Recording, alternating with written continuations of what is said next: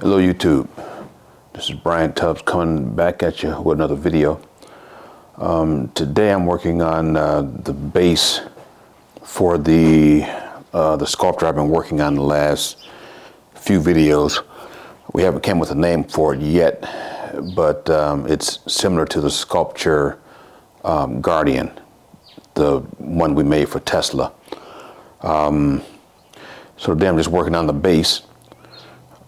Just kind of show you guys kind of how I set up a flat base, but I call it flat base. But my flat bases are not just a plate sitting on the ground for the most part.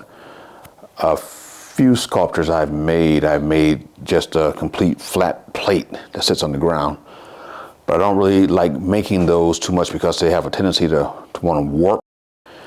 And when I'm welding those up, putting the sculpture on it, it just takes a while, to really get it to lay flat and to weld it in and keep it flat and all that stuff. So most of my flat bases, the way we make them, is as you see here on the table. This is about 1 3/4 inches, I believe, in height. From the tabletop up to the top. And then when I put the top plate on, it'll be probably about 1 inch and then 1/8, somewhere in there. 2 inches, 2 1/8, somewhere in there.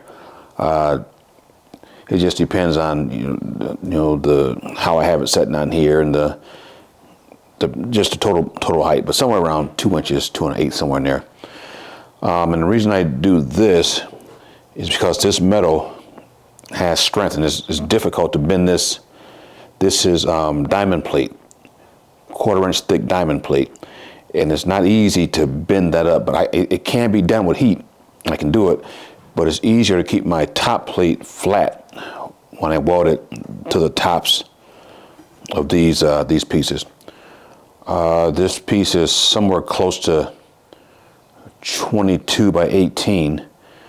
It's not exact, but my top plate is going to be right around 22 by 18, but I want this to extend past the top a little bit, just so I'll have a little valley to weld into. And then when I get ready to grind the welds smooth, it's easier to just go right over the top of that little valley, and it'll just smooth everything in.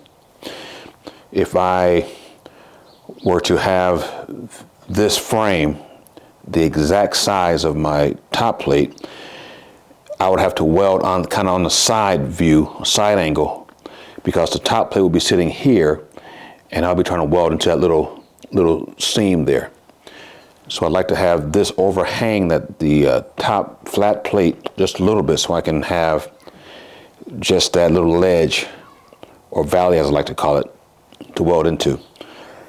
So I'm gonna just kind of set it up and just kind of let you guys kind of see, what I do and what I look for when I'm doing this stuff. I'm gonna move the camera in just a little bit closer. Okay guys, so as you can see, I have my the top 1/4 inch plate just sitting here. So what I want to do now, and as I was saying before, if I make this lower frame the exact dimensions of this piece, then when it's sitting on here, and just as an example,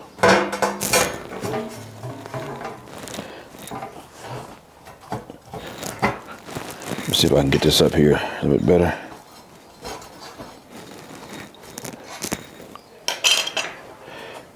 If I didn't make this overhang this piece, there's just a little bit of just a small seam. There's just a small seam in here that I would have to weld to, and that's just not good enough for me, because with this being diamond plate, I really don't want to have to grind too much around the diamond plate. So I'll just take the diamond plate pattern off, and that'll just kind of defeat the purpose. So what I like to do is have a little lip there, a little edge, if you will. Let me move this back.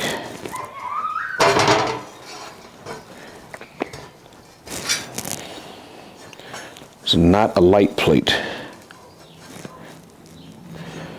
And I just try and get it, fairly centered as much as I can. Because I know this vertical wall here is kind of bowing out this way, just a little bit. So I have to get my clamps and pull it in until it's, fairly straight on both sides. And then, just clamp everything down and just put some tacks on it. But this is kind of how I do it. And you can see the little valley or the little ledge here. I just got to get everything evened out as much as I can. It doesn't have to be perfect.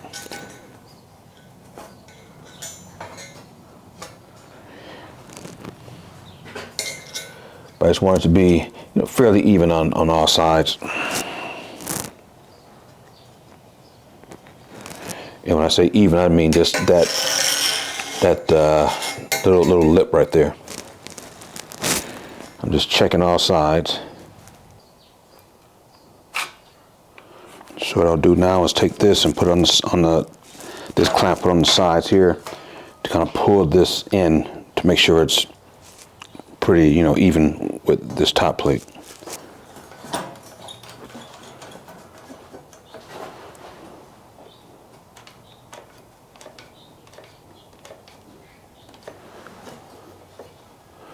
And once I get it looking fairly decent, I'll put a couple tacks. I use this guy just to put on here, just to make sure it's somewhat even. I mean, this thing is from Harbor Freight, so it's not the best, but it's better than using nothing at all.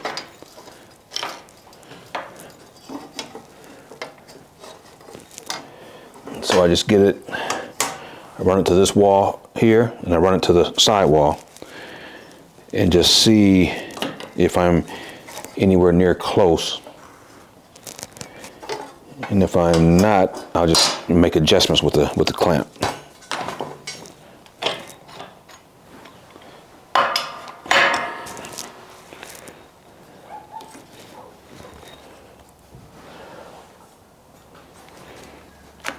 So I just take it, just kind of squeeze it in.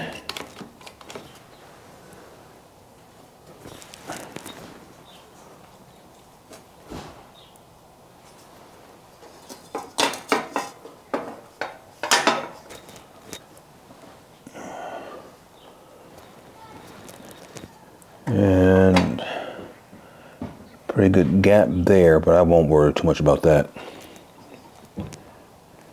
Let me go the other way.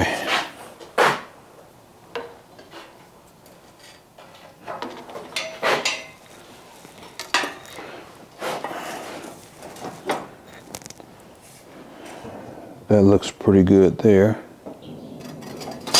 So this needs to go slightly this way.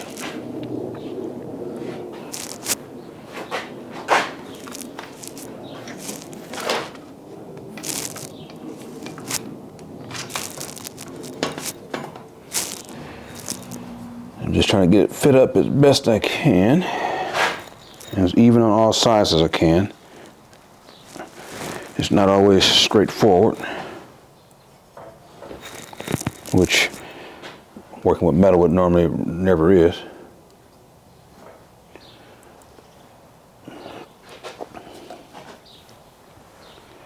Just trying to see what looks best. That's right on right there. That's on. See what it looks like here.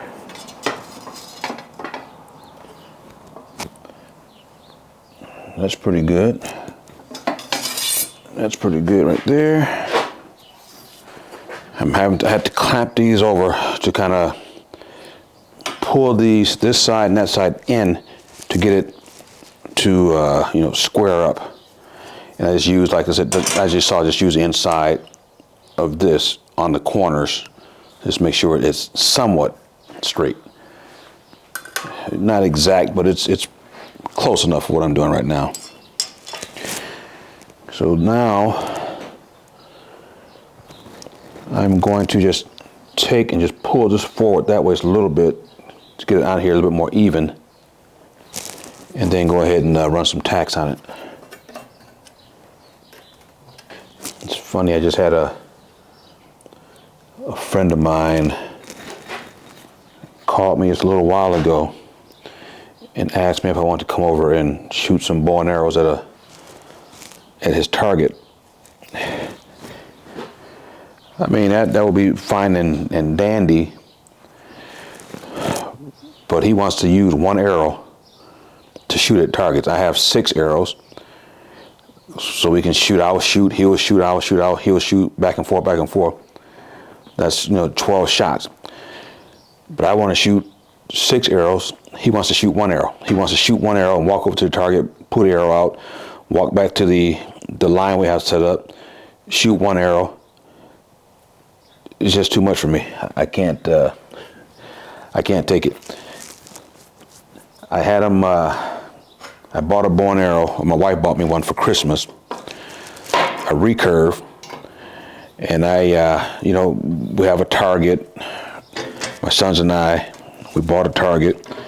So I had this friend of mine buy a target because he wanted to make one. I told him, man, with all the money you have, just go ahead and buy one. It's only like $30, for a good target. It's by, I think it's called Blackout. Blackout makes the target. $30. He didn't want to spend $30 for a target, so he wanted to make it out of cardboard. So I just basically forced him to go ahead and buy a target for $30. And then we set it up in his yard, and he wants to shoot 1 arrow during the entire time we're out there, shooting at targets. He wants to use this 1 arrow.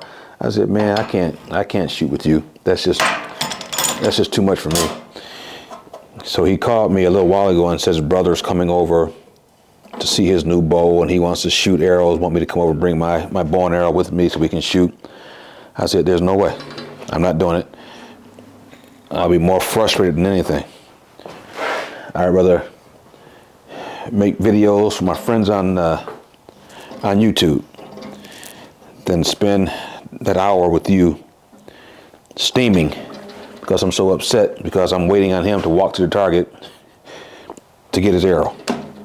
So here I am. All right, so I got this set up fairly well. I'm gonna have to, after I get it tacked up in a few spots, I'm gonna have to go ahead and clamp it down on these edges here just to get this plate to lay a little bit flatter, because it's not exactly laying flat in certain areas. So I'm gonna have to put a little bit more down pressure on it, I guess. Because this plate is kind of bowed in center, because they cut this plate off of a full plate. So the plates, the way they have them set in the warehouse and whatnot, they can bow sometime just from the weight that's on top of them. And so I just put these clamps on just to flatten everything down.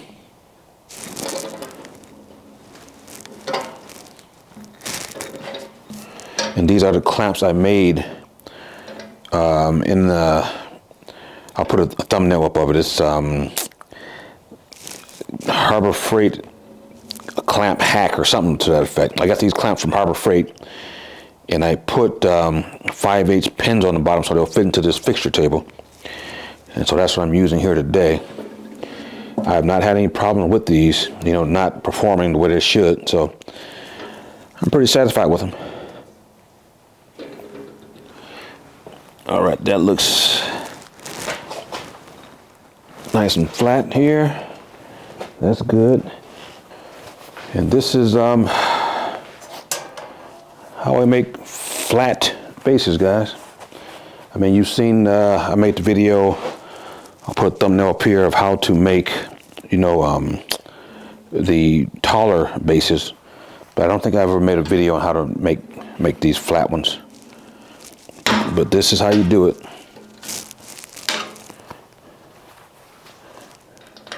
I mean, if it's regardless of the size, it's basically, you know, done the same way.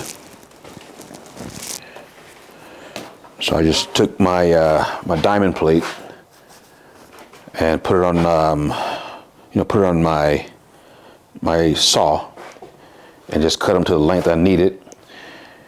And because they came, I think these were like 24 by like 6 or something like that in height. So I just took my plasma cutter, put my straight edge on, and just cut them down to the size I needed, which was, I think, is 1 3/4 or 1 7/8, something like that. All right, let me put a tack here.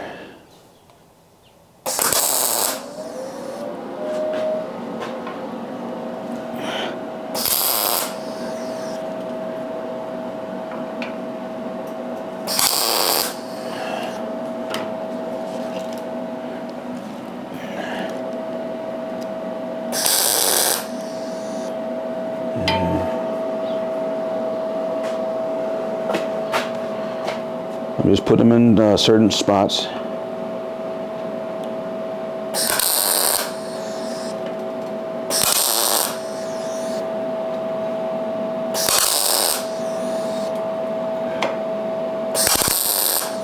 And as I weld the piece up, I'll leave my clamps on so these edges won't raise up.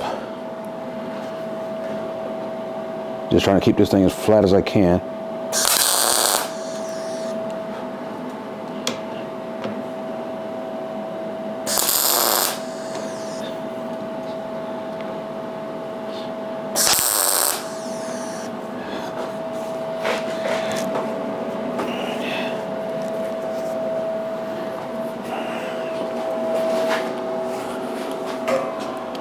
All right, you can see me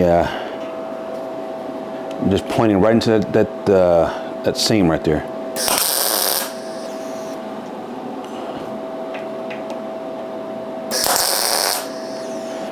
And making sure it's touching, this top plate is touching this side plate. So I don't want too much of a gap in there. Because if there's a gap between these two plates, there's an opening there.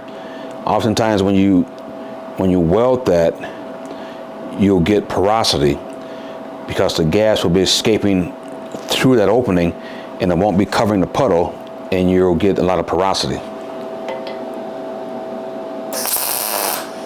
Porosity is just an ugly weld with a bunch of holes in it because it wasn't covered properly by the shielding gas from your weld gun. So I like to have these seams as tight as I can. Sometimes you can't get them completely, you know, tight or closed, but you want it to be, you know, as tight and closed as much as possible. So let me get one of these clamps out.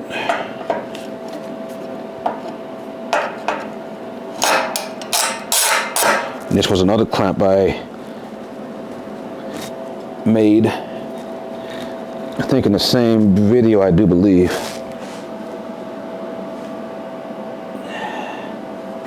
These are Harbor Freight clamps as well. These clamps cost like $4 and some change for each of these, and I just cut the little, took the little bottom portion off. I'll show you a picture. And I added this stud, 5/8 stud. And like I said, I made a video on it, so you can check that out just to see how I did it.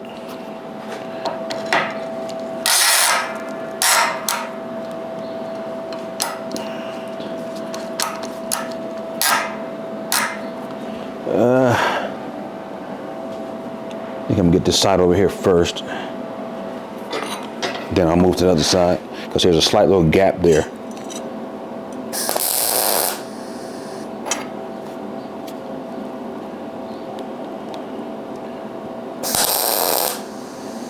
And if you're ever welding and you get these little ugly holes in your weld, it just looks really ugly, then you'll know that you're probably you're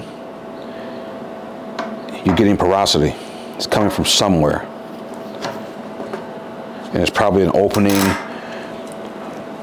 in your metal somewhere, or your metal could be dirty, contamination. But it's going to be something along that line if you're getting porosity.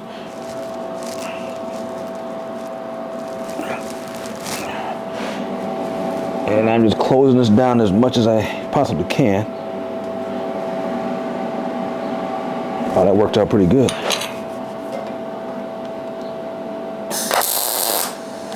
Completely closed off. So that's pretty good for using some cheap Harbor Freight clamps.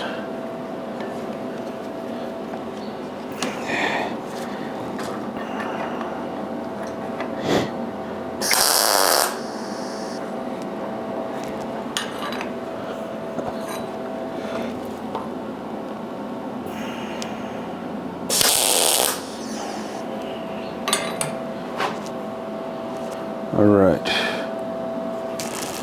put a couple more tacks here and then I can take my clamps off the upper portion anyway.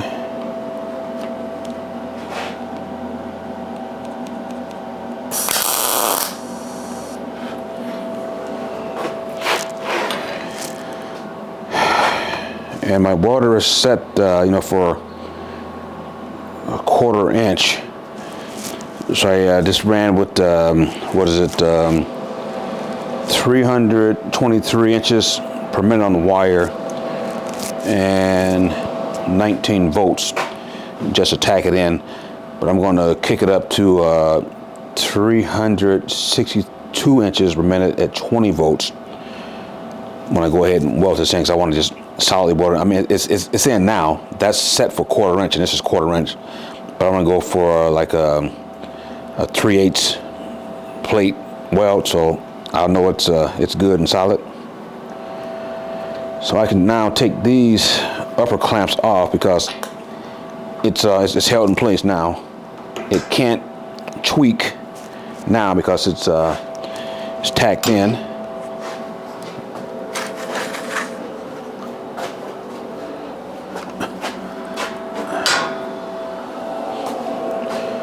And if you guys are doing something like this, where I had that clamp going diagonally, had I taken that clamp off and it like popped, like boom, I would know that this metal re-tweaked, because it's going to take that clamp and throw it apart. Whereas like right here, it just came gently apart.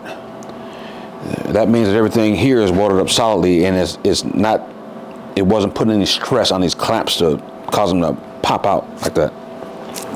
All right, so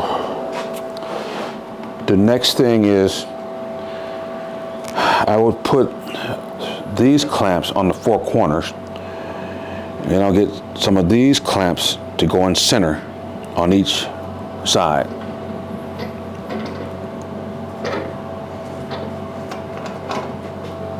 And that's just to keep this down as I tack it.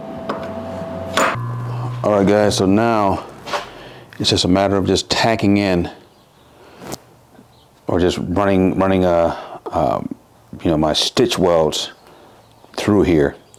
I'm gonna go ahead and kick my heat up to 362 inches per minute. And then run it at, like I said, 20 volts, just to burn this in solidly. So I'll just show you guys a few of the welds. I mean, you've seen me weld plenty of times.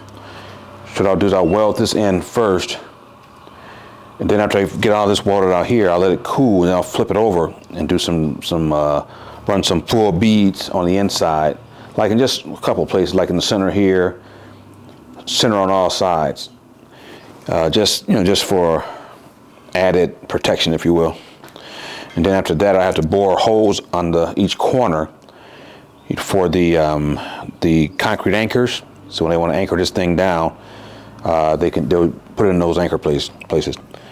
All right, well, here we go.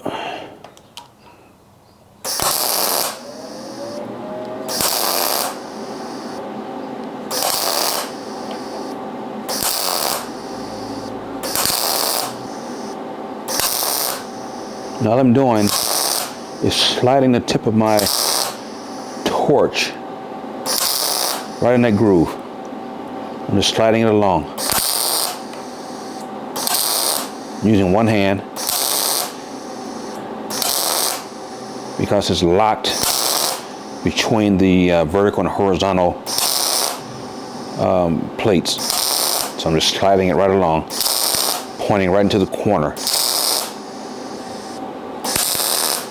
And notice how long I'm holding the trigger. I'm not just zip, zip, zip, zip. I think I mentioned that in my last video.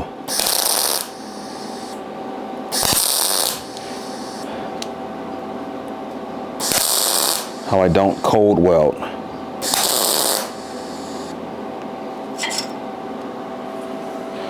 Let me grab a brush.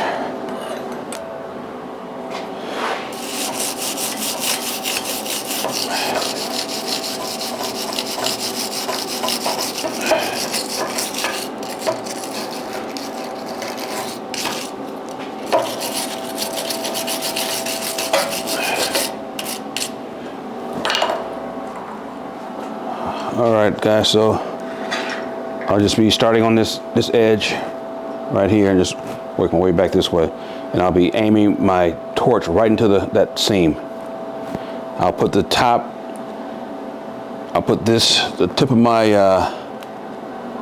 tip of this right in between that vertical and horizontal edge right there. And just slide it right along. All right, here we go.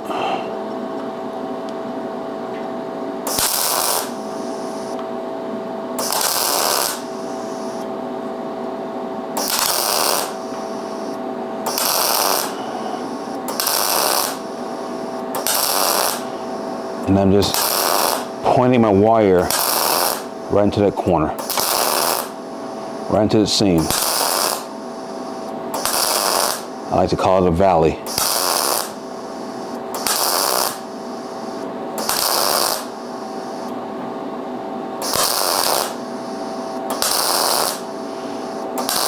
And this way I don't have to grind the weld off. The only thing I do is if there's a little bit of weld overhanging on the top, I'll just take my grinder and just smooth that down.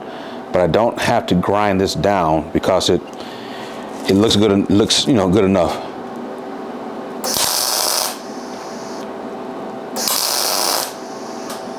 So I'm just following that line.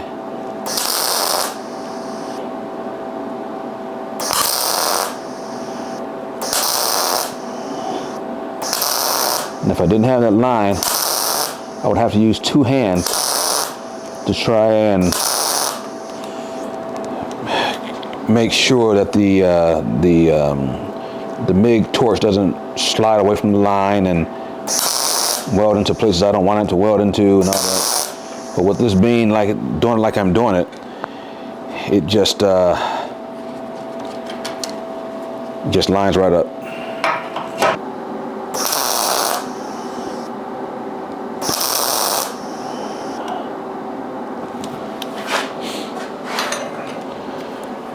And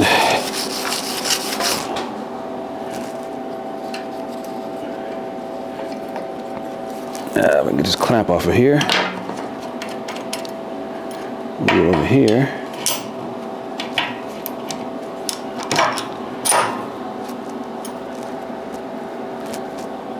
Clean it up a little bit.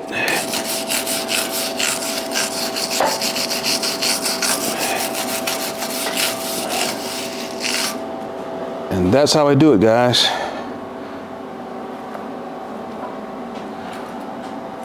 I mean, I just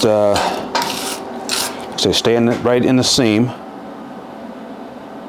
And if I need to clean anything up, like if I have any overrun on the top, I'll just take my grinder and just gently knock that down. But overall, that's what it looks like. And so what I'll do now is just go probably to the back side, do that, do a portion on this far side, and on this side, just kind of I'll move around a little bit. But I just wanted you guys to just see how I did it. All right, let me move this camera back. All right, guys. Like I said, it's gonna be just a quick video, just showing you guys how I make my flat bases. And like I said, my flat bases are different from most other people's flat bases. I guess when people say flat, they mean just a flat plate sitting on the ground. Like I said, I do that every now and then with certain sculptures. I did that with reaching. It's been a couple months ago because a guy didn't want it super tall. He wanted it, on the shorter side. I mean, it was still probably 6'5" or something like that, but that was a shorter version of reaching. It's normally over 7 feet. So I made up just a flat plate.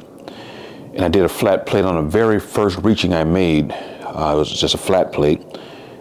But normally reaching is on a 12-inch or 15-inch tall, base. And I've done it on a couple other pieces, but I rarely do just a flat plate.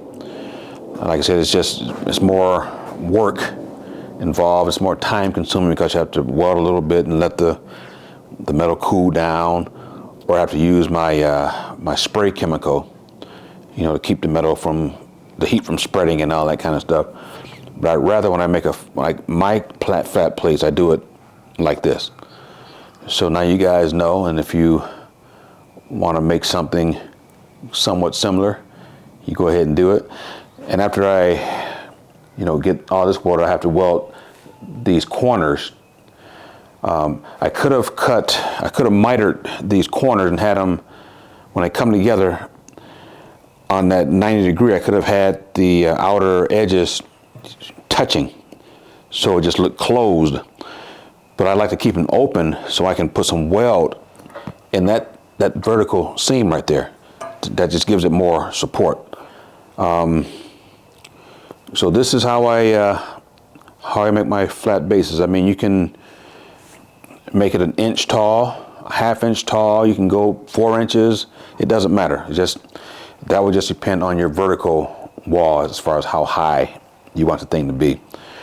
But that's pretty much it for this one, guys. And after I finish this up, put my mounting, holes in it, it'll be time to go ahead and set the sculpture on it and get it welded to the plate. And then after that, we will passivate the stainless steel, the sword thingy, and the top donut. We'll passivate those. And then after we passivate them, we'll put our second chemical on.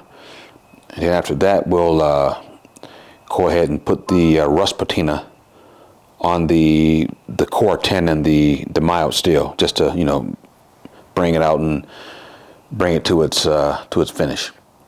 Then it'll be time to put it on the market and sell it. And when we sell that one, just make another one. That's kind of how it goes. All right, guys. So I will see you on the next one. And if you would, like, subscribe, and do all that YouTube stuff you guys know how to do, I'd appreciate it. And I hope to see you on the next one. And as usual, peace out.